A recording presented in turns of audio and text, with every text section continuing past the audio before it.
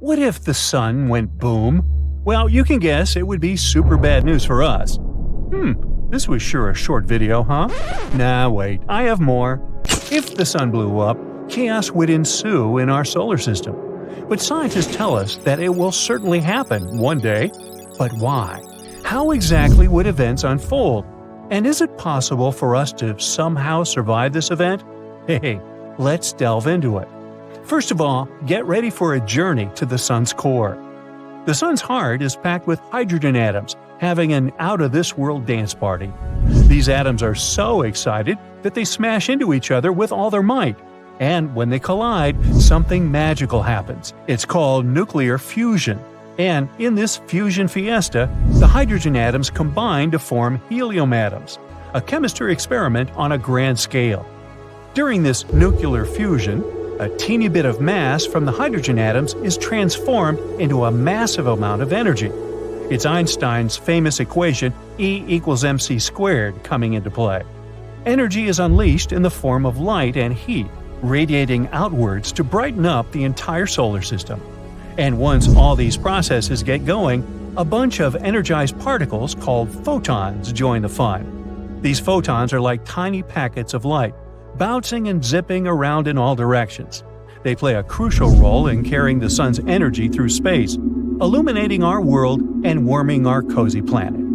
But to keep all this going, so that atoms don't escape and create complete chaos, the sun's core needs to be under tremendous pressure. This pressure comes from the immense weight of the sun's outer layers pressing down on the core. The outer layers are squeezing the inner core. But the inner layers don't give up.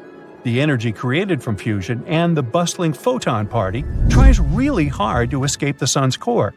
But the core is so dense, like me, and the pressure is so big that the energy takes its sweet time to make its way out. It bounces around, gets absorbed, and re-emitted by other particles. Eventually, after a long time, it reaches the sun's surface and zooms off into space, reaching us as sunlight. So now you know how the sun works.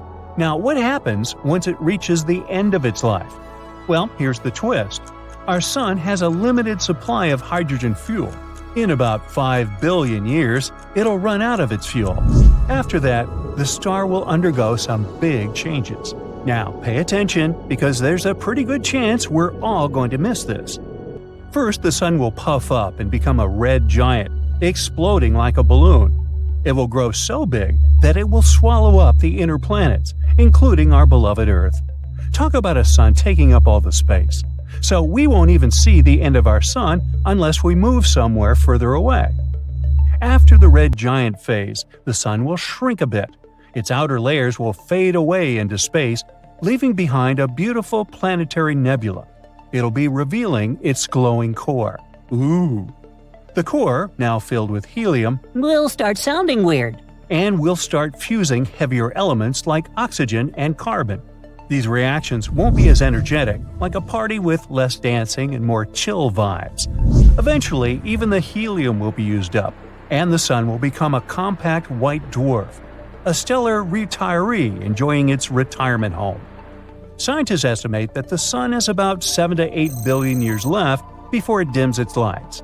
Don't worry though, by that time, humanity might have traveled to far-off galaxies, or maybe even evolved into amazing space beings. So our sun won't go out with a bang like fireworks. It's not big enough to become a supernova or a black hole. Those stellar superstars need way more mass than our sun to pull off those cosmic tricks. But what if it blew up very suddenly, just like an abrupt event without any reason? Well, let's see. Imagine this. The sun goes boom, and Earth is in for a wild ride. The event unleashes an insane amount of energy, sending a shockwave racing through space at the speed of light. It takes about 8 minutes for this shockwave to reach Earth. Why? Well, the sun is a whopping 93 million miles away from us on average. So it takes a little over 8 minutes and 20 seconds for the sun's light to travel all that distance and reach us. But let's talk about the event itself. It would be a great sight to witness, but sadly, it would also be the end. Roll credits. The crazy amounts of unleashed energy would cause the sun to expand rapidly, again swallowing up the inner planets, including our Earth. And that's not all. Brace yourself for a massive burst of radiation. The sun would unleash a torrent of supercharged particles. We're talking about X-rays and gamma rays, the kind that can seriously mess things up. When these high-energy particles hit the atmosphere, they go wild, causing all sorts of chaos. They ionize the atmosphere, creating a ginormous electromagnetic pulse. This pulse is like a shockwave for electronic devices. It fries them, zaps them, and leaves them useless. So if your gadgets aren't protected, they're in for a rough time. Speaking of rough times, after that, it's instant vaporization for our planet. But the sun's grand finale just doesn't mess with Earth. It wreaks havoc on the entire solar system. That massive burst of energy would be crashing into everything in its path. Planets and other objects get knocked off of their cozy orbits, causing chaos and unpredictability. The asteroid belt between Mars and Jupiter, kapow! It's gone, obliterated, or scattered to the cosmic winds. And even planets that will survive this event will probably go off their orbits to wander somewhere. And let's not forget about the outer planets, like Jupiter and Saturn. These giants generate their own internal heat, which keeps them cozy and attracts lots of moons. But the sun's boom would steal their warmth, turning them into incredibly cold places. And now that we've discussed how catastrophic all this would be for everything in our solar system, let's ask the logical question: can humanity make it? The short answer is nope, we wouldn't make it. Everything would be wiped out, except maybe some sneaky bacteria hiding in the shadows. But in a crazy scenario where the sun gave us a heads up about its plans, we might have a fighting chance. If we knew in advance and had time to prepare, we could get our survival gears turning. So what could we do? Since Earth itself won't survive the sun's tantrum, we'd have to move somewhere. Remember how we mentioned that not all planets would be completely destroyed? Well, sadly, the ones closest to the sun, Mercury, Venus, and Earth, would disappear. So the easiest option would be to move to some other solar system with its own Earth-like planet. But what if the Earth somehow managed to survive this catastrophe? Let's not think about how it happened and just discuss the consequences. Well, our climate would go crazy. During the first moments of the sun's kaboom, the radiation and particles would crank up the temperature big time, like a never-ending heat wave. We're talking major greenhouse effect. The oceans would evaporate, creating thick, fluffy clouds that trap heat and refuse to let it escape into space. And after that, without the sun's warm embrace, the Earth would quickly become an icy freezer. So we'd have to think outside the box. One idea would be to take shelter deep underground, where we won't be that much affected by radiation and sudden temperature changes. As you dig deeper, the temperature rises. So, with the right tools and resources, humanity could hunker down in fortified bunkers, surviving for a couple of years without the sun's rays.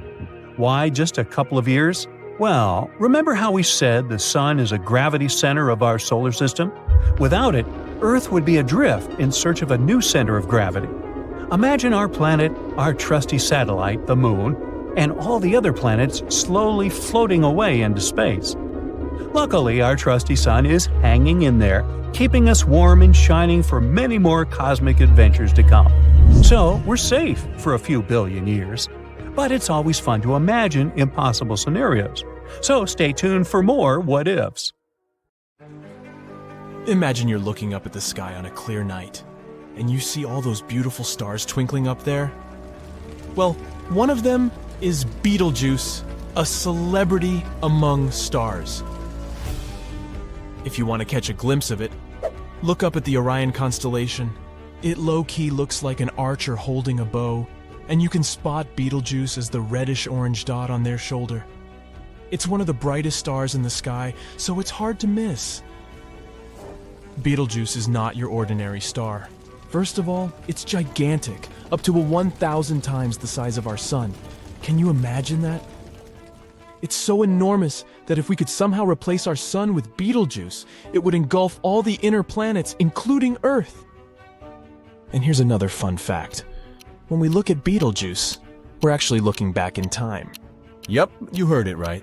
Betelgeuse is about 600 light years away from us, so the light we see today actually left the star 600 years ago. It has quite a history. This star has been shining brightly for millions of years. Long, long ago, even before smartphones and telescopes, ancient Sumerians were the first to spot Betelgeuse in the sky, and it's been a diva this entire time. For example, in 1866, Betelgeuse became one of the brightest stars in the night sky. It was so dazzling that people could see it even during the day.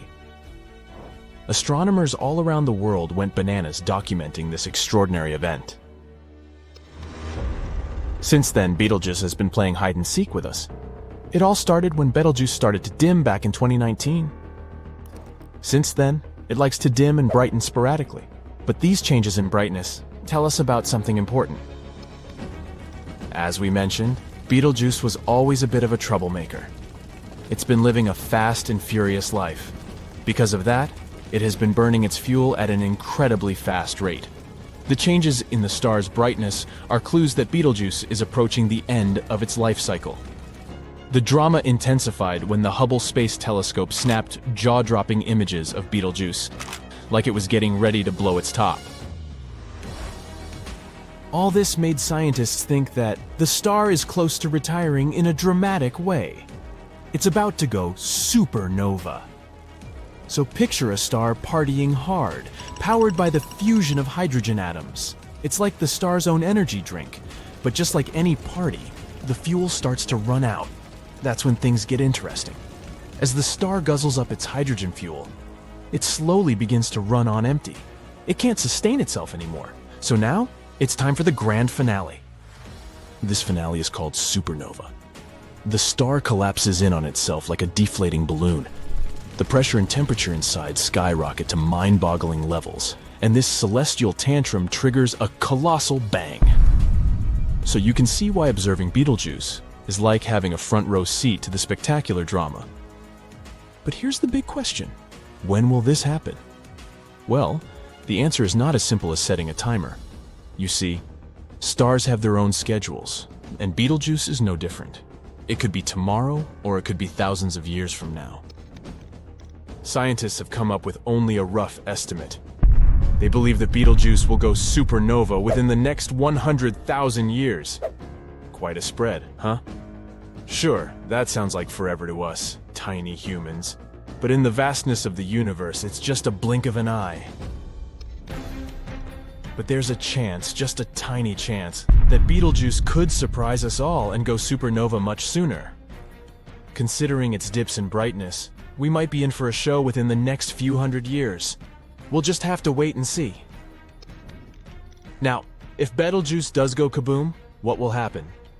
Well, get ready for a show like no other, folks. When a star collapses under its own weight, it unleashes a cosmic firework of epic proportions. The star releases a crazy amount of energy in the form of light and heat. Betelgeuse's supernova is going to be extra special. It's like the superstar of supernovas. It will shine so brightly that it might even outshine the other stars in the sky. Picture that, Betelgeuse stealing the spotlight.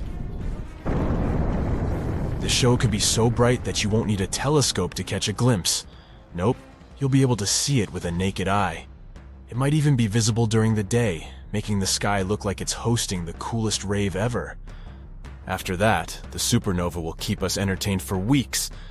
It will be like having a second moon in the sky, shining as bright as the full thing. Imagine that, 2 moons dancing together in the night. After several weeks of lighting up the night sky, Betelgeuse's supernova will slowly fade away, but it would leave behind a souvenir, an ethereal remnant. It's like a fading memory of the star's epic performance. This remnant, too, would slowly fade away over the course of several months. But it's not just about the light show. The boom will send out powerful shockwaves, and we might actually feel them right here on Earth. It's like the universe giving us a gentle tap on the shoulder, saying, hey, look at this amazing spectacle. How dangerous will it be for us? Well, we know that Betelgeuse's supernova would send dust and gas shooting into the atmosphere. It's like a big space sneeze. And this sneeze could cause a decrease in global temperatures. We're talking serious climate impact here. It could even lead to a mini ice age. But these are just assumptions. We don't know for sure if the consequences will really be that serious. But, of course, we want to be prepared for this event just in case. That's why scientists are studying Betelgeuse closely. But, in addition to serious scientific research, astronomers also have a blast of celestial comedy. Jokes are flying left and right. Someone has even created a Betelgeuse status account, which you can check yourself. So, as you can see, the star is keeping us on our toes. Astronomers keep observing it, and they need our help too. They want us to keep an eye on Betelgeuse and report any changes we see. How do you do that? First off, channel your inner astronomer and observe Betelgeuse. Take a peek at the star and note down what you see. Is it twinkling, shining, or feeling a bit dim? Jot it all down. Then be a superstar yourself and report your observations to the astronomers. Your observations will help them track Betelgeuse's journey towards its big supernova moment. You can also join in on some citizen science projects. They're super fun and easy, trust me. One cool project you can jump into is the Betelgeuse Brightness Monitor. By participating, you help scientists keep tabs on how bright Betelgeuse is shining. Your contribution can make a real difference. So join the monitoring team. You'll be part of something amazing, and who knows, your observations might even help predict when Betelgeuse will show off its supernova magic. By doing that, we can assist them in monitoring this superstar and learn more about the fascinating world of stars. But that's how we can help scientists to predict this event. Now, how can you personally prepare for it? First things first, you'll need the right gear to catch all the supernova action. A trusty telescope is like your front row ticket to the starry show. It'll bring you up close and personal with Betelgeuse's performance. And remember, you'll need special eyewear to shield your eyes from the intense burst of light. Safety first. And of course, prepare in case it decides to mess with our climate. Stock up on essentials, like warm clothes and supplies, just in case we experience a mini ice age. But let's just hope it won't happen. So keep your eyes on the night sky, my friends.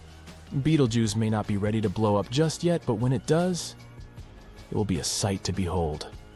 Until then, let's enjoy the twinkling stars. And remember, there's always something extraordinary happening in the vastness of space.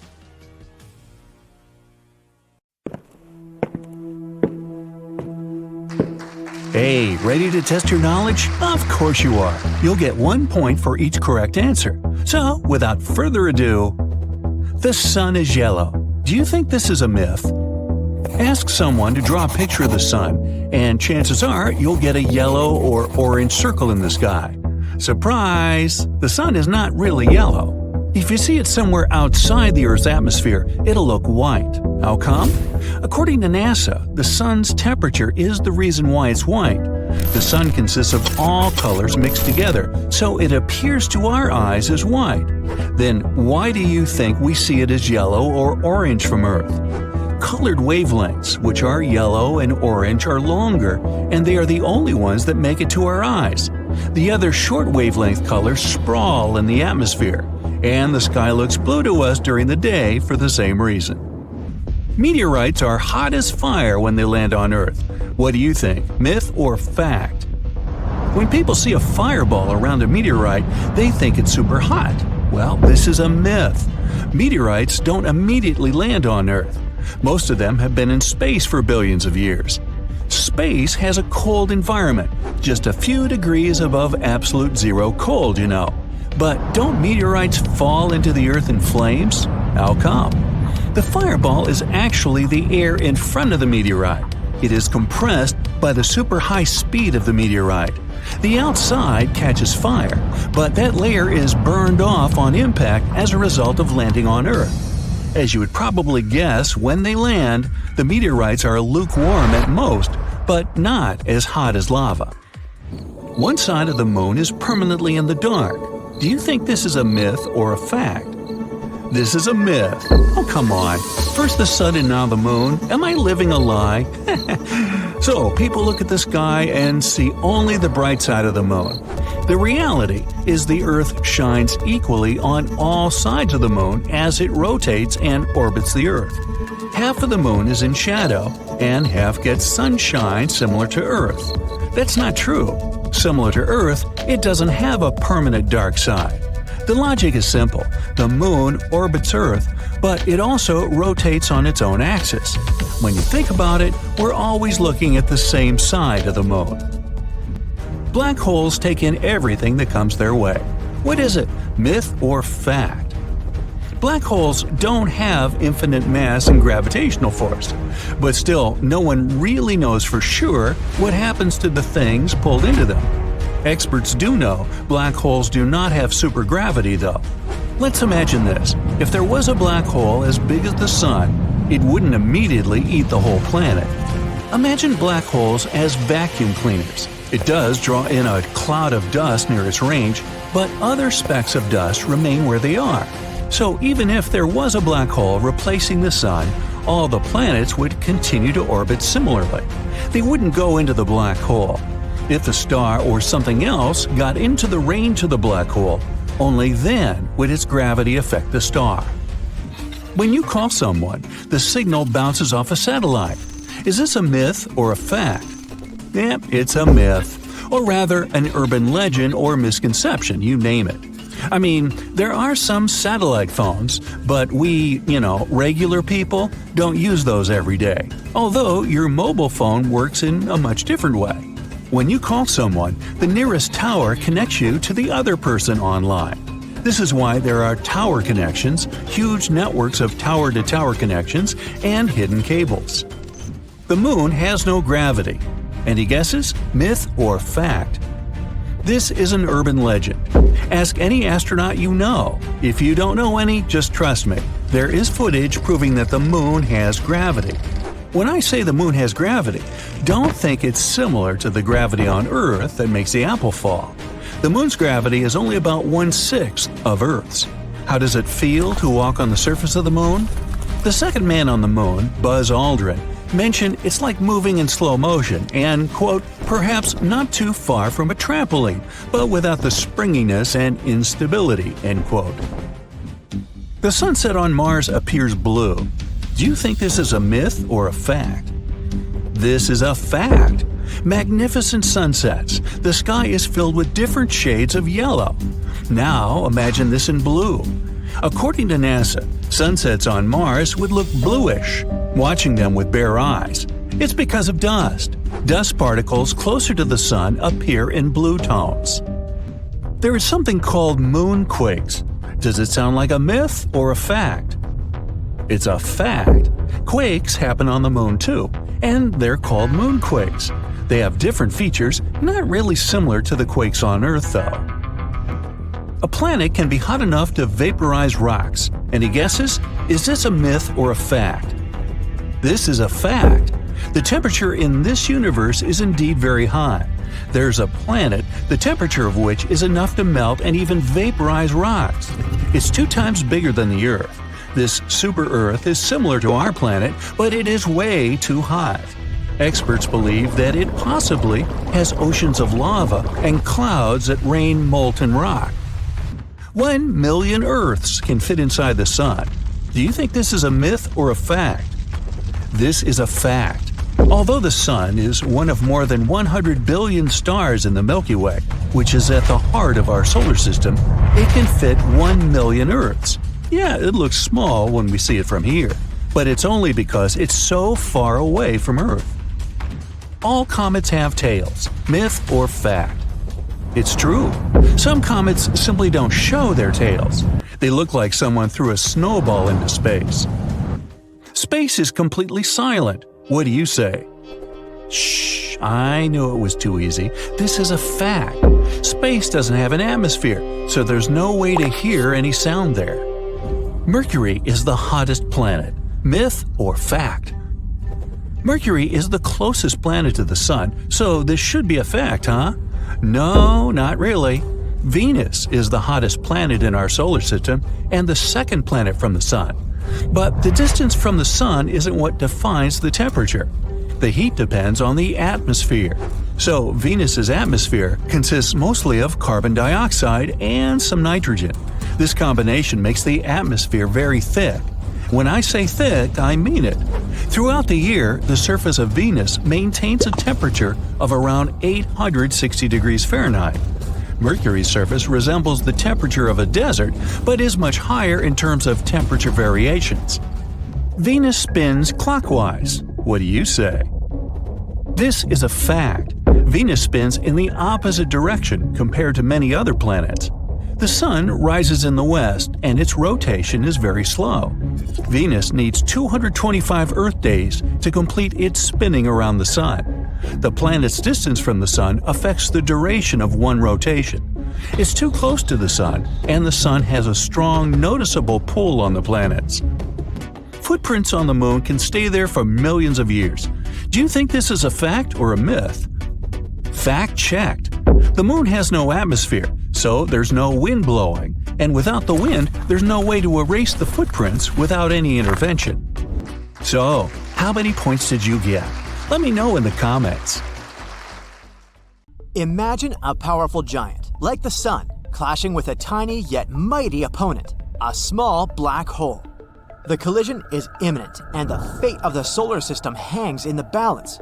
Will the Sun be able to withstand the intense gravitational pull of a tiny black hole, or will it be swallowed whole?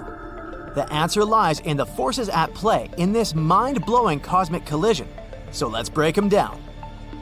First of all, what is a black hole? A black hole is a region of space where the gravity is so strong that nothing, not even light, can escape from it. Like a cosmic vacuum cleaner, it sucks up anything that gets too close. It's so massive that it warps the fabric of space-time around it. Black holes are one of the most scary and mysterious objects in the universe, a powerful force of nature that defies our understanding of physics, a true enigma of the universe. Black holes come in different sizes, from small ones that are only a few miles wide, to supermassive ones that are billions of times the mass of the Sun. Most of them are formed by the collapse of massive stars. After the black hole is born, it starts to grow in size by eating everything in its path. And if two or more black holes collide with each other, they can merge into one enormous cosmic monster in a terrifying dance. But what about the smaller ones? The smallest known black holes are called stellar black holes. It's a type of black hole that weighs 3 to 10 masses of our Sun, while being very small. It's like taking all the matter in the solar system and squeezing it into something the size of New York City. And yes, it's considered very small. Just for comparison, intermediate mass black holes weigh between 100 to 1,000 solar masses, and supermassive black holes weigh millions or billions of solar masses while being unimaginably huge in size. So, stellar black holes are basically nothing compared to their relatives. Imagine a massive star, bigger than our own Sun and with a heart made of nuclear fuel, burning bright and hot. But as the star runs out of fuel, gravity takes over and starts to squeeze the star. The more it squeezes, the hotter it gets, until the star's core reaches a temperature of billions of degrees. Eventually, the core collapses under its own gravity. This creates a massive blast called a supernova. This collapse creates a singularity, which means a point of infinite density and gravity.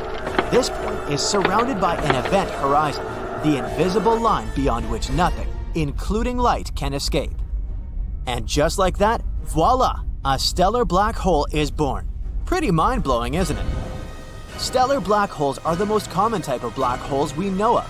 These guys can be found all across our galaxy. So, what are the chances that such a little monster will come for our Sun? And in that case, what will happen to us?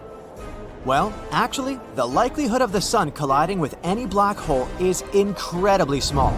It's almost impossible for it to happen. Even though stellar black holes are the most common type of black holes in our universe, they aren't common at all. The chances of the Sun and some black hole crossing paths is so rare, it's basically like winning the intergalactic lottery. Only this win wouldn't be that pleasant. For 2023, the closest known black hole in our solar system is Gaia BH1. It's about 10 times heavier than our Sun And even this one is about 1,600 light years away from us, which is a quadrillion miles. So it's safe to say that our sun is not going anywhere anytime soon. But never say never, right? Just like with any astronomical event, we need to understand the different ways something like this could happen. For example, it would be possible if a rogue black hole passed through our solar system, much like a comet or asteroid passing by. Unfortunately, unlike comets and asteroids, black holes are invisible and can only be detected by their gravitational pull. So it's not like we'd see a big, ominous black hole hurtling towards us. Rather, we'd only know it was there if it caused some sort of disturbance in the orbits of nearby objects. So what now?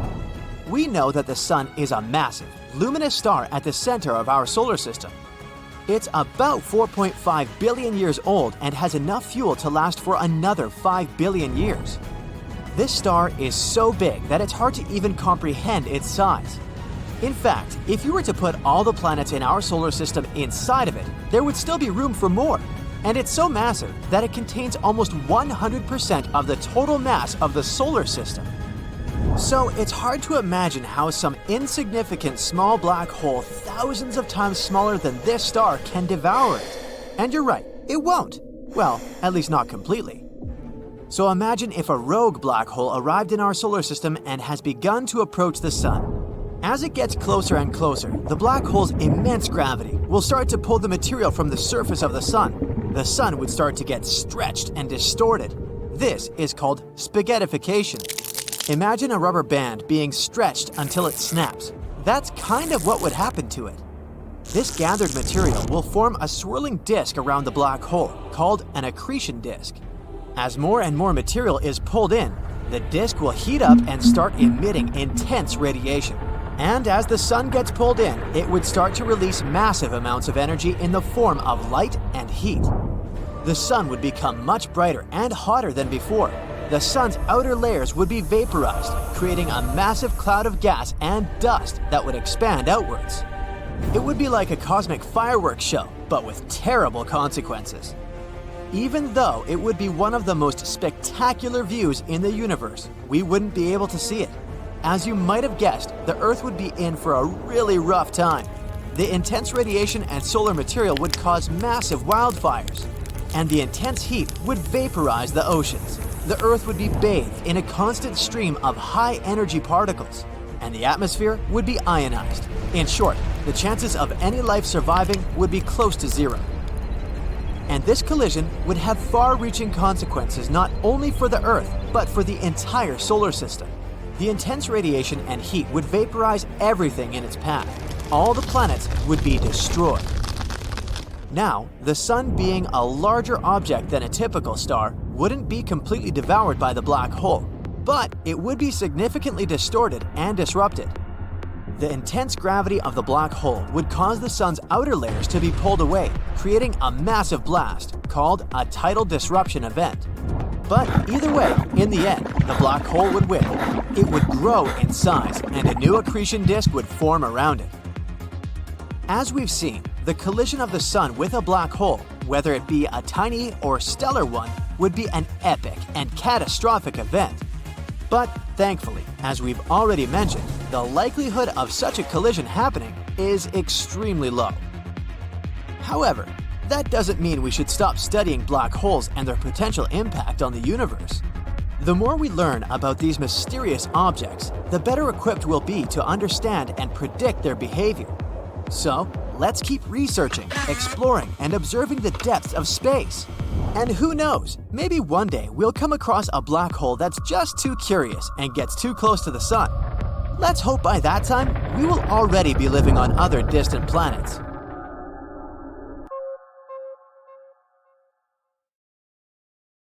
What happens when a star runs out of its fuel?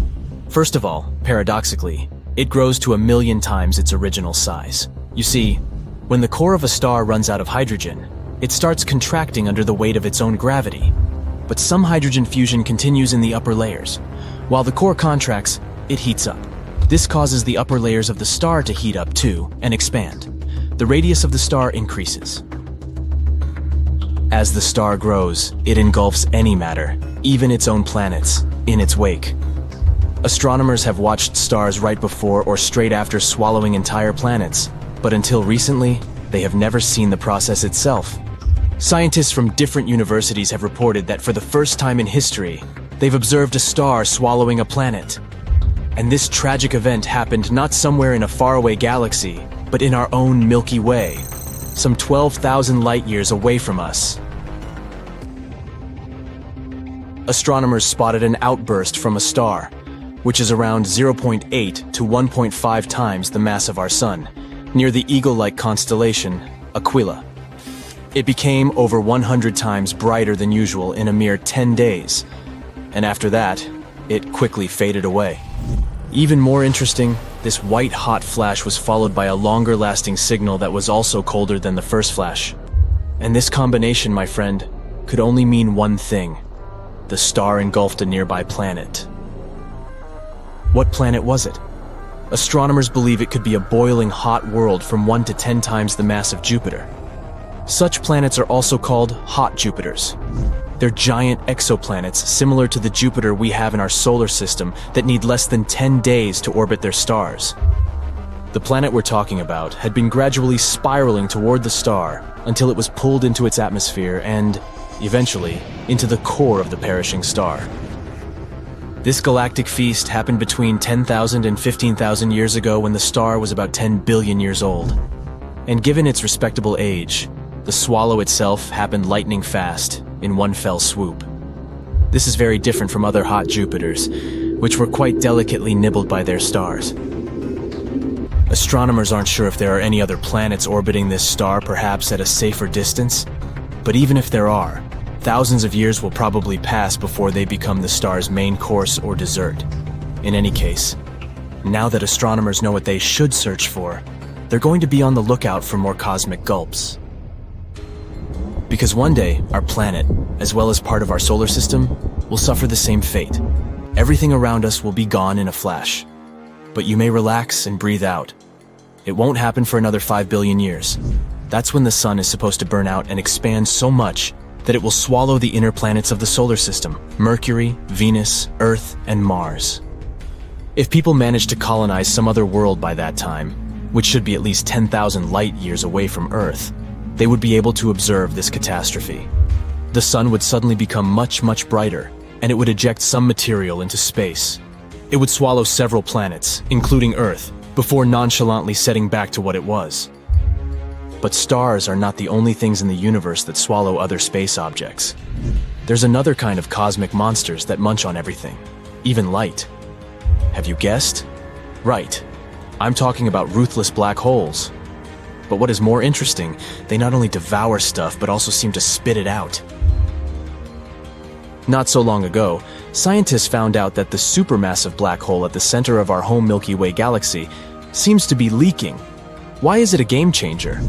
Because it might mean that this black hole, called Sagittarius A*, whose mass is 4.1 million times the mass of our Sun, isn't a sleeping giant as previously thought.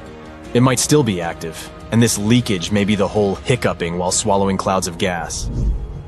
During the research, the team of astronomers used the Hubble Space Telescope. It helped them spot a jet that looked like a blowtorch. It was pushing into clouds of hydrogen at the center of our galaxy. The jet seemed to spew gas like a hose directed into a pile of sand. This often happens around active black holes, surrounded by the material, pulled toward them by their immense gravitational pull. Some of this material gets into the black hole, but a small part of it gets swept outward by powerful magnetic fields. The research suggests that when a giant gas cloud gets too close to our supermassive black hole, it gets swallowed, and then the hole belches mini jets of matter. Fermi bubbles might be the result of the belches that happened around 2 to 4 million years ago. But recently, scientists have discovered another giant glowing bubble of hot gas. It aligned with the jet stretching for 35 light years or more from the supermassive black hole. Astronomers suspect that the jet could have plowed into this bubble of gas and inflated it. Now I'll tell you something even creepier. There seem to be black holes that might be eating each other. Well, kind of. They're actually trying to share their meal at the moment, but who knows what will happen in the near future. But let me go into detail. Astronomers have spotted 2 supermassive black holes, feasting on the cosmic material of two merging galaxies in distant space. These giants have been located with the help of the Atacama Large Millimeter Submillimeter Array of Telescopes, also known as ALMA. These telescopes are in northern Chile's Atacama Desert. Scientists originally used them to watch two merging galaxies located about 500 million light-years away from Earth. Astronomers have also noticed that two gigantic black holes were growing alongside each other not far from the center of the coalescing galaxy, UGC 4211. Apparently, these black holes came across each other when their host galaxies collided. One of the black holes is around 200 million times the mass of our Sun, and the other is a bit smaller, about 125 million times the mass of our star. Even though they aren't visible directly, the black holes are surrounded by bright clusters of warm, glowing gas and stars. All of this has been tugged close by the black hole's gravitational pull. Times will pass, and these black holes will start circling each other. And eventually they will collide, creating one, probably even bigger black hole. Scientists have been observing these black holes across multiple wavelengths of light and have come to the conclusion that they are kinda unique. They're located the closest to each other astronomers have ever seen. The distance between them is a mere 750 light-years, which astronomically speaking, is just next door. Even more exciting, this distance is close to the limit of what modern technologies can detect. Interestingly, such ginormous merges are more typical for distant galaxies. This makes it harder for Earth-based telescopes to see them. But the sensitivity of ALMA helped astronomers observe those bright and compact regions where matter swirls around black holes. Imagine how surprised astronomers were when instead of one black hole, they saw two of them, munching on the dust and gas stirred up by the massive space merger. The most important thing about this discovery is that it may mean that such black hole binaries are likely to be much more common than we previously thought. And if pairs of black holes are so common, it might make it easier for us to study gravitational waves that occur when black holes collide. Such waves are also known as ripples in spacetime. If we talk about the recently discovered pair of black holes, it might still take them several 100 million years to crash into each other. But by observing their behavior, scientists can figure out how many binary black holes that are about to collide exist in the universe. See this? You're looking at the best full portrait of the Sun by far. Thankfully, our 4.5 billion-year-old parent star didn't use any makeup to fix its skin tone before this photo shoot. And now we can study its surface in great detail. This iconic image was taken in March 2022. NASA wanted to gain a better understanding of solar behavior and its impact on life on Earth, and the future of our space technologies, of course. To do so, they launched the Solar Dynamics Observatory Satellite, or SDO, mission in February 2010. This legendary photo shoot happened 12 years later, when SDO was halfway between the Earth and the Sun. Scientists had to assemble 25 individual images like a puzzle. So the final image contains 83 million pixels. Yeah, the resolution is about 10 times better than your fancy 4K TV screen. Look at this amazing cookie-like pattern. Typically, the bright surface of the Sun overshadows it when we observe the star from Earth. Thankfully, NASA explored the light beyond the visible range, which allowed them to discover some invisible details of the Sun's face. When you adjust your selfie with filters and effects, you can end up with completely different portraits, highlighting different spots of your face, even those you didn't know existed. The same principle works here. All these plasma balls are the same photo of the Sun, captured at different electromagnetic wavelengths.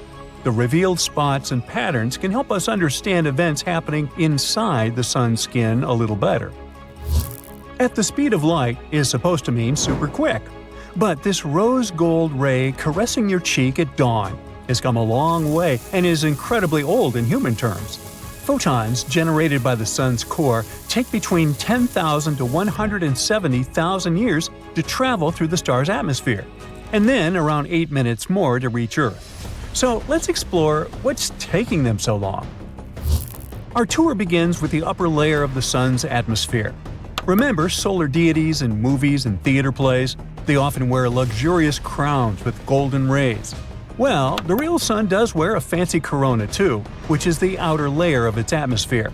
But of course, its size and glory are incomparable with those plastic costume crowns. And its shape is not so stable. Corona is a gas shell enveloping our parent star, so its size and form constantly fluctuate under the influence of the sun's magnetic field. You can spot this crown with the naked eye from Earth during total solar eclipses. It looks like a beautiful, intense radiation around the solar disk, which itself is completely blocked by the moon. The corona stretches 5 million miles above the sun's surface, whereas our blue planet is only about 8,000 miles in diameter. So, one hypothetical ray of the corona equals a row of about 625,000 Earth-sized planets. And suddenly, all my problems begin to seem tiny. Now here's another fun fact. The sun's corona kind of breaks the laws of known physics because it's hotter than it should be. Its temperature reaches 2 million degrees Fahrenheit, whereas the surface of the sun is only about 9,000 degrees. Although the word "only" doesn't fit here, because it's still super warm in human terms. Usually temperature tends to fall as you move farther from a heat source, but it's not the case here. Space scientists are still scratching their heads trying to investigate this mystery. Thankfully, the recent photo shoot allows us to explore what's going on inside this massive hot stuff without risking losing our sight. Take these beautiful bright spots, for example. They depict solar flares happening under the corona layer.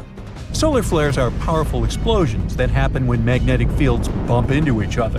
When it happens, they change shape and quickly reorganize. These fields arise from plasma, which is very turbulent itself, so these events are no surprise for the local weather. Now, who would have thought that the sun has dark spots on its skin, just like people? These darker areas are known as coronal holes. Earthlings can experience their impact when they observe the beautiful aurora lights in the polar regions. Coronal holes look darker because plasma in these spots is cooler, less dense, and magnetically open. These conditions allow the solar winds to escape outward across the solar system rather than hang out at the sun's surface. And when they bump into the Earth's magnetosphere, auroras emerge to fascinate our eyes. Thankfully, the local fields cool down the solar winds. Nobody wants their eyes to melt, right?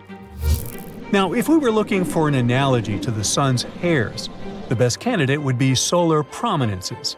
These large, bright plasma loops arise from the sun's surface and stretch for thousands of miles into space. Their lifespan varies from days to several months. It's one of the most common events in this region. Although the first detailed description of solar prominence dates to the 14th century, modern scientists are still researching how and why they're formed. Diving further inwards, we're facing the transition region. The thickness of this layer is about 62 miles, and the local weather is unthinkable. Temperatures can rise up to 900,000 degrees Fahrenheit. The transition layer sits between the corona and the last region of the sun's atmosphere called the chromosphere. Now, speaking of which, welcome to our next stop. The chromosphere region is famous for a scientific mystery called a spicule. Come on, say it with me. Spicule. That's fun. These spectacular grassy-like jets of plasma fire upwards from the surface of the sun and reach speeds of approximately 224 miles per second, as if they're jumping on a trampoline from the surface of the sun. Each spicule lasts for just a few minutes in outer space before falling back into the solar atmosphere. Astronauts were having a challenging time trying to explain how magnetically charged particles could manage to escape the massive gravity of the sun while being so close to it. The possible answer emerged in 2017. A group of scientists discovered that neutral particles provided the magnetically charged particles with extra buoyancy to escape the solar gravity for a while, which is better than my cousin's explanation, which is happy thoughts and pixie dust. Yeah. Now let's go ahead and travel 1,000 miles inward toward the chromosphere to finally reach the solar surface, the photosphere. It's around 248 miles thick. But unlike planet Earth, the sun's surface is not solid or stable at all. The temperatures here are insanely hot for any matter to exist. On the other hand, scientists often call plasma the fourth state of matter. And why not? It's made of ionized atoms and free electrons, so it kind of deserves to matter. So what's the matter? Maybe someday we'll happen to meet the local civilization of plasmoid people. But I think it's best that we skip their welcoming warm hugs. You know, hot, hot, hot. Anyway, The photosphere is our final stop, because humankind doesn't have the technology to explore the sun any deeper. So if you want to learn more, you'll have to invent your own spacecraft.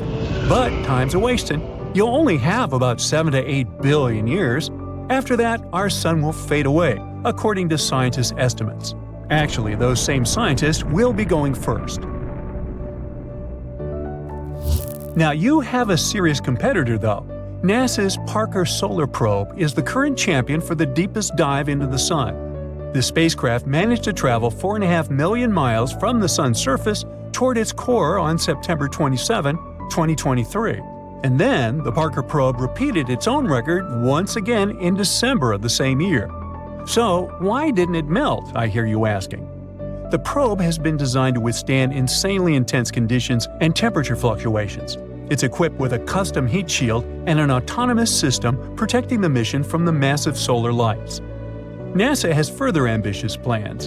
In December 2024, Parker will make its closest approach to the sun. It will travel faster than any man-made object has ever traveled, at the speed of 435,000 miles per hour. The probe will be just 3.8 million miles away from the sun's glowing hot surface. It's like landing on a star. Astronomers have already compared this epic upcoming milestone with the moon landing. I'm thinking, however, it might be safer if we, landed at night. Yeah, you're right, that's an old joke. Black holes are massive, the densest objects in the universe. They have such a great mass that their gravitational pull doesn't let anything, even light, escape their clutches. But in this terrifying world of black holes, there are monsters that are in a league of their own. Recently, astronomers discovered a black hole that is 33 billion times as heavy as our Sun. This space giant sits at the center of a supergiant elliptical galaxy called Abell 1201, which is located 2.7 billion light-years away from our planet. This black hole is so large it was given a rare designation, an ultra-massive black hole. No wonder. It's more than 8,000 times heavier than the supermassive black hole at the center of our home Milky Way galaxy. This ultramassive black hole was the first one to be discovered with the help of gravitational lensing.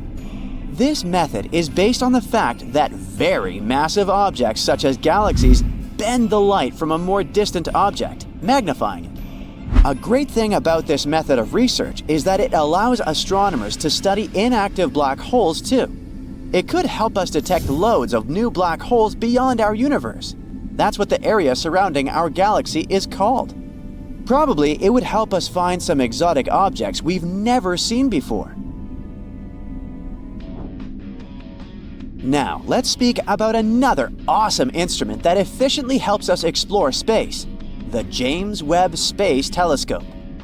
When it stares at young galaxies, which would look like mere red specks to you, it sees an astonishing number of cyclones churning at their centers. Those are black holes. Interestingly, giant black holes were believed to be big players in early cosmic history. But James Webb regularly finds an unexpected number of these beasts. For example, using the telescope, astronomers have detected a supermassive black hole from when our universe was less than 600 million years old. In universe terms, it's just a baby. This is the most distant actively feeding supermassive black hole ever observed. It's located at the heart of its host galaxy called Sears 1019. The black hole is surprisingly small and not massive at all. It's actually one of the smallest found in the early universe. It's equal to approximately 9 million suns. It might sound like a lot, but in reality, supermassive black holes tend to grow to billions of times the mass of our star. There's another unusual thing about this find, and scientists are having a hard time trying to explain it. You see, it's supposed to take way longer than 600 million years for a supermassive black hole to grow to its full potential. The development happens when a black hole either feasts on surrounding matter or merges with a larger black hole. Even black holes similar to the one at the center of our Milky Way galaxy, which is almost 4.3 million times the mass of our Sun, are supposed to be seen in the more recent universe. Actually, scientists have long suspected that supermassive black holes probably existed in the early universe. But this theory has been proven only thanks to the JWST and its infrared eye. It's shown that the black hole Sears 1019 is actively munching on all the matter it can lay its hands on. Such feeding black holes are usually surrounded by swirls of gas and dust, falling inside them, called accretion disks. The gravitational force of a black hole heats this matter, and it makes the disk shine. And that's not all. Extra strong magnetic fields produced in this process channel the matter to the poles of the black hole. From time to time, this matter is released into space in twin, powerful jets. They move at a speed that is close to the speed of light, which generates incredibly bright light. Astronomers were watching the galaxy hosting the unusual old black hole as part of the Cosmic Evolution Early Release Since survey. They saw the galaxy as it was when our 13.8 billion-year-old universe was just 570 million years old. Besides the super old black hole, scientists spotted two other ones. Those probably appeared 1 and 1.1 billion years after the Big Bang. They also discovered 11 ancient galaxies that existed between 470 and 675 million years after the beginning of cosmic history. Now, how about having a look at the biggest black holes astronomers have found so far and finding out what would happen to Earth if one of them was to enter the solar system? NGC 6166 is a monster that has grown to have a mass of 30 billion solar masses. It's an elliptical galaxy that has an active nucleus at the center. It's also one of the most luminous sources of X-rays. The galaxy's supermassive black hole powers two symmetric radio jets in the opposite direction, which is the result of the infall of gas into its center. Another peculiar thing about NGC 6166 is that it shows a blue shift, which means it's moving towards us. Is it time to pack up and move out of our solar system?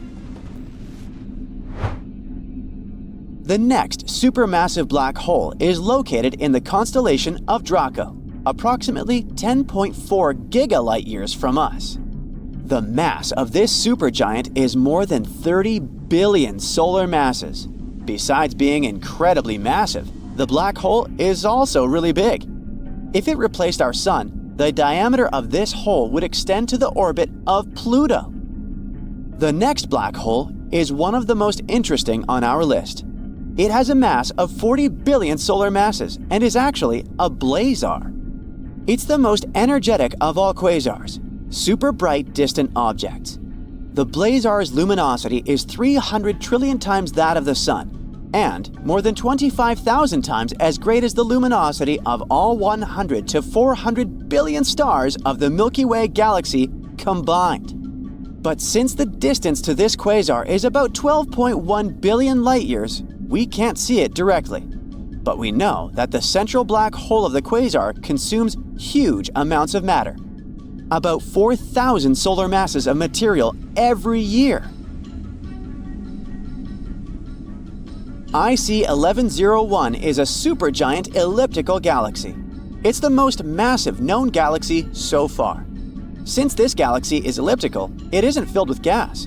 That's why the star formation in that region is very low. As for the black hole at the center of this galaxy, it lies in the mass range of 40 to 100 billion solar masses and emits clear radio signals. But wait for this champion. Astronomers have discovered a gravitational space wonder that has grown to really unimaginable proportions. The black hole I'm talking about is TON 618, and it's a mind-boggling 66 billion solar masses. Yep, we've got another ultra-massive black hole here. Imagine gathering all the stars in our home Milky Way galaxy and squishing the matter they're made of into one black hole. And it still won't be enough to create a ton 618. If this monster of a black hole replaced the Sun, its radius would be more than 40 times the size of Neptune's orbit. You know that black holes are incredibly dense, but it doesn't mean they're some kind of space predators roaming galaxies and munching on everything they come across. Ton 618, for example, still has a whole galaxy filled with stars and other stuff happily orbiting it without getting pulled inside. So the perception of black holes as giant vacuum cleaners is wrong. In reality, it's incredibly hard to grow a black hole. Try and you'll see. And now, what if a supermassive black hole, like the one that dwells at the center of our home Milky Way galaxy, moved a bit closer to our solar system? The answer is simple. We'd be doomed. The distance between this huge thing and Earth would be several dozens of light years, and still, it would wreak total havoc on our planet.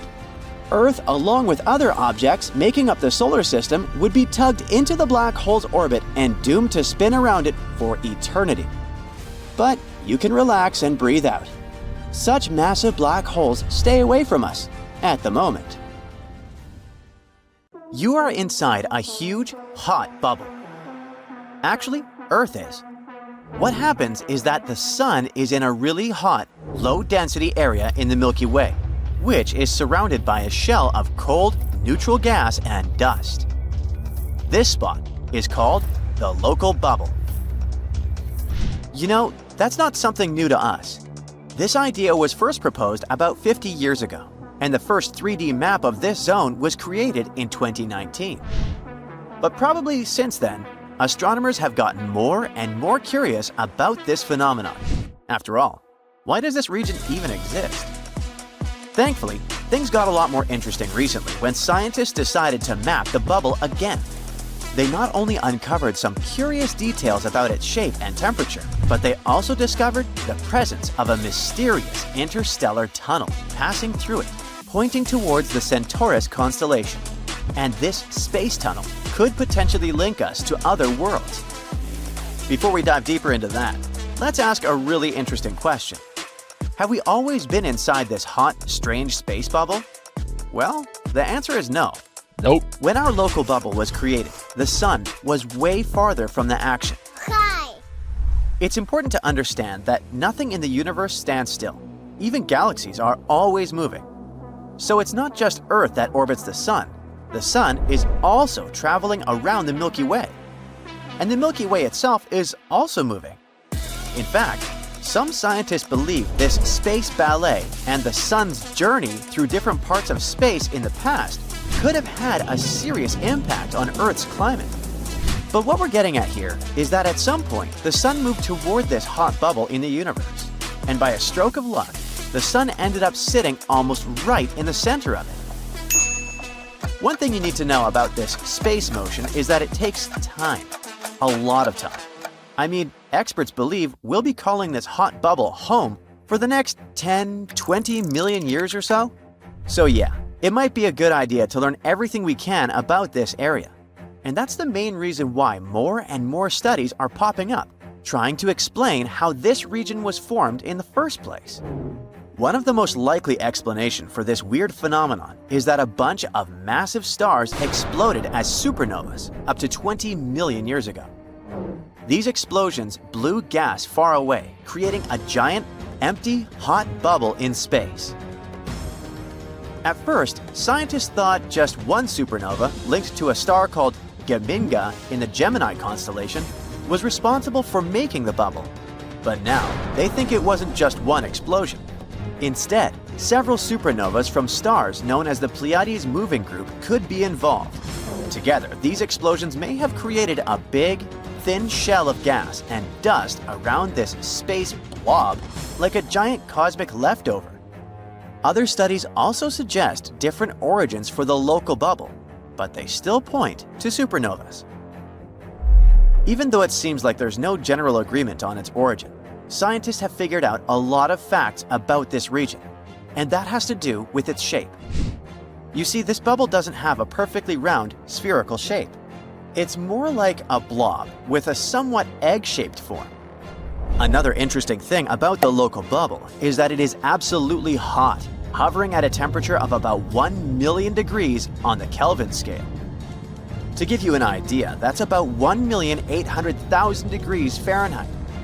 So now you might be wondering, why aren't we all cooked in here, since we literally live in the middle of this hot mess, right? Well, that's because of another feature of this strange bubble. Even though the temperature is ridiculously high, the atoms are so spread out that they don't really make things heat up that much, which is great news for us on Earth. Alright, so we know a bit about the local bubble's shape and temperature, but finding out more about it while we're physically inside of it is a lot easier said than done. Imagine you're sitting in a car, trying to describe the shape of the vehicle from the driver's seat. It's hard to describe the whole car when you can only see parts of it, but with the right tools, like a rear-view mirror or a camera, it becomes much easier. And in this case, the right tool is the Rosetta, a powerful space-based X-ray telescope built by an institute in Germany. Thanks to this beauty, scientists got to explore the local bubble in way more detail than ever before. One big advantage of Rosetta is where it's located. Our planet's atmosphere actually stretches way farther into space than most people realize, with a huge cloud of hydrogen called the geocorona that extends well beyond the orbit of the Moon, reaching hundreds of thousands of kilometers into space. The Rosetta is sitting in a stable position thanks to Earth and the Sun's gravitational pull, about 930,000 miles from Earth. And because of that, this X-ray observatory is the first of its kind to observe the X-ray sky completely outside our glowing geocorona. And thanks to Rosetta, scientists found out more interesting things about the local bubble. The oddly shaped bubble isn't just sitting there, it's actually slowly growing. The area is expanding up and down along the galactic plane. And by galactic plane, I mean the flat disc-shaped region where most stars and matter in the galaxy are concentrated.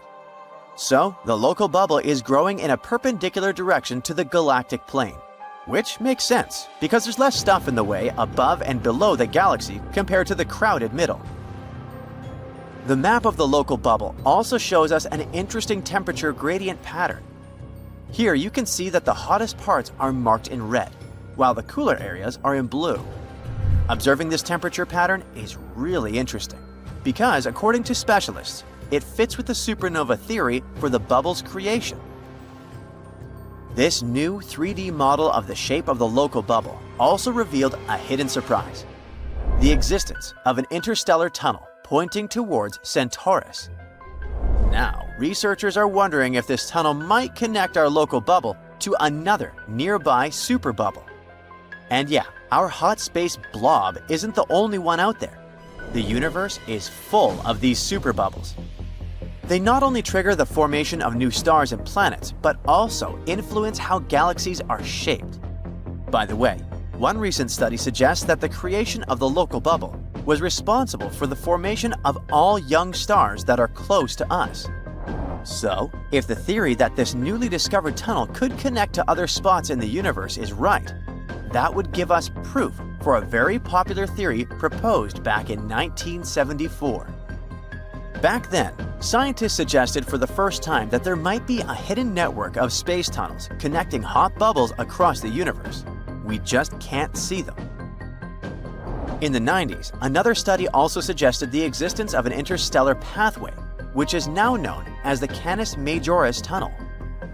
The research suggests there might be a space tunnel connecting our local hot bubble to the Gum Nebula, a large cloud of gas and dust more than 1,000 light-years away from Earth. But they also mention another intriguing possibility, that the Canis Majoris Tunnel could be linking us to an even more distant superbubble. Even though the idea of intergalactic tunnels connecting space bubbles is fascinating, and studies over the years have suggested it's possible, it is still really hard to prove. The truth is, we don't know where this newly discovered tunnel in our local bubble leads. But with this new finding and all the new technology helping us explore, it definitely feels like we're one step closer to finally cracking the mystery. Astronomers have discovered the most massive stellar black hole ever spotted in our home Milky Way galaxy. This newly found space monster is 33 times bigger than the Sun and sits 2,000 light-years away from us. Until recently, the largest stellar black hole found residing in our galaxy has been around 20 times as big as our star in terms of mass. As for the average stellar mass black hole, it's usually about 10 times as hefty as the Sun. Scientists from the European Southern Observatory's Gaia mission spotted the giant black hole after a star started to wobble while orbiting in that area.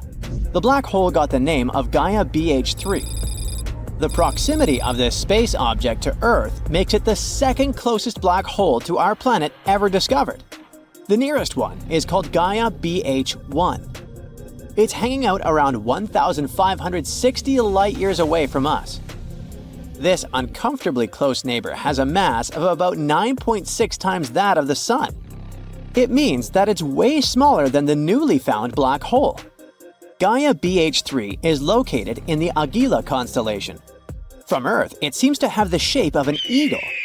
Interestingly, astronomers didn't expect to find a high-mass black hole lurking so relatively close to Earth and remaining undetected for so long. Okay, we can probably admit that this stellar black hole is just a small fry compared to supermassive black holes like the one that dominates the center of the Milky Way. I'm talking about Sagittarius A star. This space giant has a mass of 4.2 million times that of the Sun. While a stellar black hole forms when a star collapses, supermassive black giants have their own ways of seeing the light of day. They are usually the result of mergers of progressively larger and larger black holes. We'll talk about that later. First, let's speak a bit more about how stellar black holes form. When stars near the end of their lives, they typically inflate, lose a lot of mass, and cool to form what we know as white dwarfs. Such massive stellar black holes as Gaia BH3 are believed to form when a star doesn't contain heavy elements and loses not so much mass over its lifetime. Such stars are called metal poor. Afterward, instead of cooling into a white dwarf, this star collapses into a black hole. The companion of Gaia BH3 is a very metal poor star. It suggests that the star that collapsed and formed BH3 was metal poor too. Astronomers know of about 50 stellar black holes in the Milky Way. Some black holes are larger than others. You see, the universe is filled with black holes. Some of them are sprinkled randomly throughout galaxies. Others, those giants we know as supermassive black holes, sit at the center of galaxies. While stellar black holes are usually just a few times bigger than the Sun, such space monsters can weigh from 1 million to 1 billion solar masses. But even though they're so much heavier than our star, they're packed into a relatively small area. On a cosmic scale, of course, the size of our solar system or so.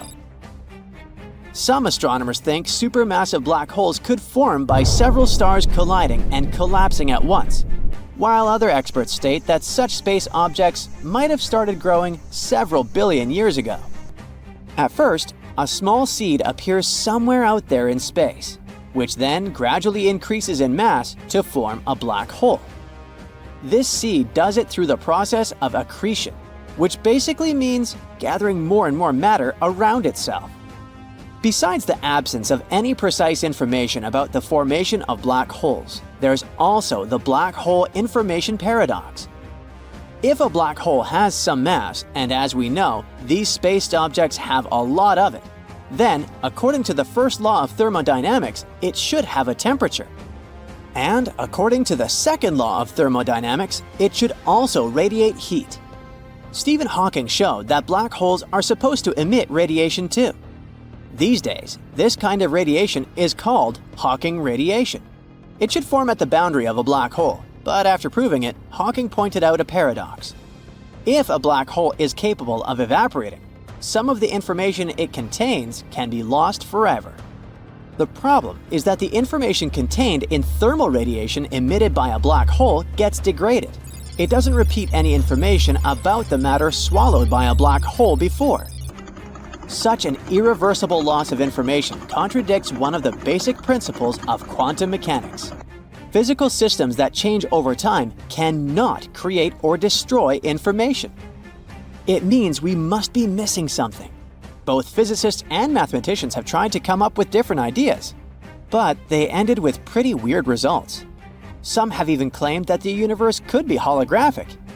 It means that the universe that we know and love is actually the result of some mysterious interactions at the infinitely distant boundary. I told you, black holes are really strange. At the same time, we have definitely found space objects that seem to have the properties of black holes. For example, look at this image of black hole M87 star. It certainly looks like a physical object, but what if black holes don't exist at all? There's an idea that black holes are actually gravastars, a blend of gravity, vacuum, and stars. This theory was first proposed in 2001 by Emil Matola and Pavel O. Mazur. They hypothesized that at one point during the collapse of a large star, intense gravity might transform its matter into a new state. It's similar to what occurs when atoms are cooled to such low energy states that they start acting like a single superatom. When we speak of gravastars, a star might collapse to the point of the event horizon, or the point of no return, and then its matter is transformed into a new state. It exerts enough outward pressure to prevent the star from collapsing into a physics-defying singularity. In gravastars, an ultra-thin, ultra-cold, and ultra-dark indestructible shell surrounds heavily wrapped space-time. This new form of matter turns out to be very durable, but it's also a bit flexible, like a bubble. So anything that's trapped by the intense gravity of a gravastar and smashed into it gets obliterated and then assimilated into the shell of this bizarre space structure. One of the benefits of the gravastar theory is getting away with those messy paradoxes connected with information and singularities. But even though this idea sounds kinda cool, it doesn't explain the phenomena we observe. And we've definitely observed something that looks like black holes. On the other hand, look at this shadow. It isn't caused by the trapping of light in the event horizon. It's a slightly different phenomenon known as the gravitational redshift. It makes light lose energy when it moves through a region with a powerful gravitational field. So, potentially, it could be a gravastar. When the light emitted from the regions close to the alternative objects reaches our telescopes, most of its energy is already lost to the gravitational field, which causes the appearance of this shadow. And still, like with black holes, things get complicated when you add rotation to the equation. Many experts are sure that gravastars would not be able to remain stable during rotation. But wait, it gets even more bizarre.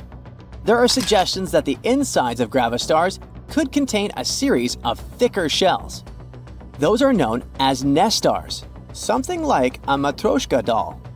Of course, these theories aren't perfect yet. Astronomers still have a lot of work trying to build functioning models. There's also a chance that both black holes and gravastars exist. But then, we've got another problem on our hands. How can we distinguish between the two? Some theories suggest that these different kinds of space objects should also emit very different gravitational radiation. It could allow us to figure out whether we're looking at a gravastar or a traditional black hole. A solar storm is crashing into Earth like a cosmic tsunami. First, the atmosphere ignites, sparking massive auroras. High-energy radiation slams into the surface, frying power grids, turning lights off across continents, and knocking out satellites. Planes lose navigation, radios go silent, GPS systems crash, radiation levels spike dangerously. Communication collapses, emergency services scramble in the darkness, and chaos spreads as people struggle to cope. Solar particles start to strip away the very air we breathe, slowly peeling off our atmosphere. Soon, Earth will become a harsh and hostile place. That's what solar activity can do to our planet and its inhabitants if we didn't have a protective shield called the magnetosphere. But even with this barrier, we're still in for serious problems. A mysterious 100-year solar cycle may have just restarted, and it could mean decades of dangerous space weather. New research suggests that the unexpected intensity of the ongoing solar maximum may be partly tied to a lesser-known 100-year solar cycle. If the Sun is indeed entering its villain arc, solar activity could spike even further in the coming decades. It means more solar flares, more chances of them messing with satellites, and way more of those crazy northern lights people keep posting on Instagram. Sure, not everyone's buying it. Some space nerds want more proof before jumping on this solar hype train. Let's break it all down into detail first.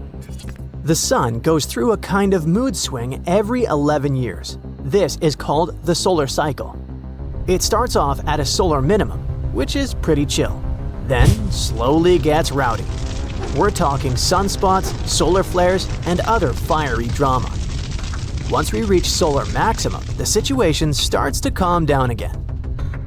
The Sun gets sunspots, dark patches on its surface, like the freckles we humans have, when its magnetic field starts flipping out. Literally, the Sun's magnetic field completely flips during peak solar drama. Scientists track how many of these spots show up to measure how spicy the Sun is getting. But wait, plot twist, there are other cycles too, like the Hale cycle, which occurs around every 22 years. This cycle controls how magnetic fields move across the Sun. Plus, way back in history, there were moments when the Sun basically went on Do Not Disturb mode. During the Maunder minimum, our star was basically in sleep mode for 70 years. In other words, the Sun might be entering a new extra phase, and things could get dramatic. On the bright side, that means more auroras. At the same time, it could also cause issues for satellites, GPS, and other stuff we rely on. Ugh, let's just hope it doesn't mess with YouTube. This extra phase is called the Centennial Gleisberg cycle.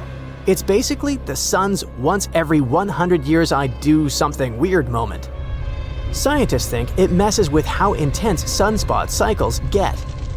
No one has fully worked out how this cycle works yet, but some low-key sloshing of magnetic fields inside the Sun might be causing it. Yep, I did say sloshing, like a giant cosmic smoothie. A recent study from March 2025 claims that the CGC might have just hit restart. That could explain why this current solar maximum, the Sun's drama phase that started in early 2024, is being so weird and unpredictable. How did researchers figure this out? They looked at something called proton flux. Basically, it's how many positively charged particles are flying around in Earth's radiation belt.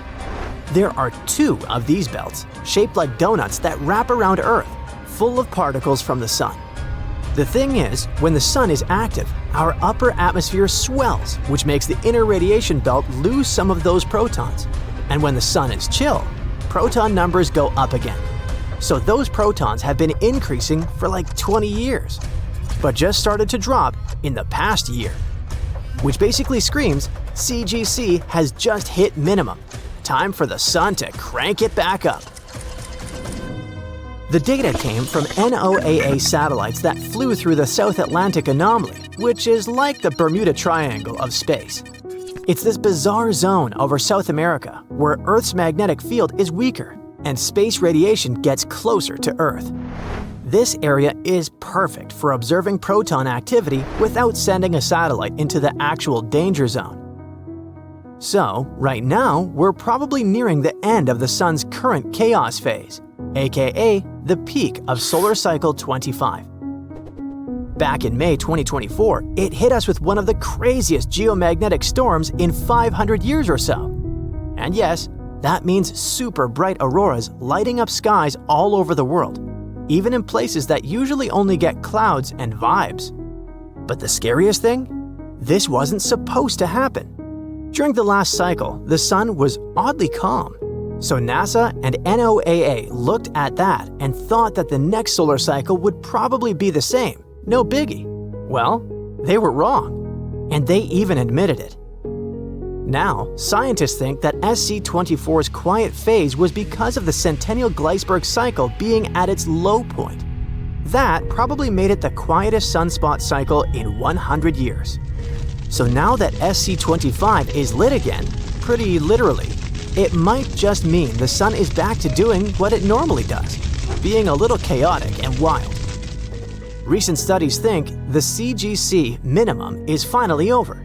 That would explain why the current solar activity is turning up the heat, and why the last one felt like a cosmic snooze.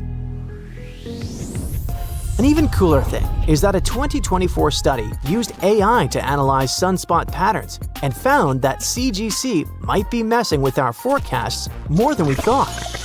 And if this long-term mood swing of our star is really back on the rise, future solar cycles could be just as wild as the one we're in now, or even wilder.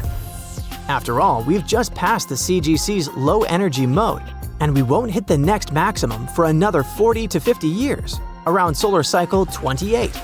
That's a few decades away, but the sun's already throwing tantrums. The scariest part is that future solar activity might be twice as intense as what we're seeing now. You might be wondering right now, why should I care? Well, because when the sun freaks out, it messes with our stuff, especially in space. Satellites get dragged out of orbit because Earth's upper atmosphere literally puffs up like a marshmallow in a microwave when solar activity spikes. And this has already happened to a few spacecraft recently. And with tons of private satellite mega constellations like Starlink and its squad, the risk goes way up. There are some, even though those are few, that might not be ready for a full-blown sun rage event. Time to wear SPF 100 for your satellites. Astronauts are also at risk.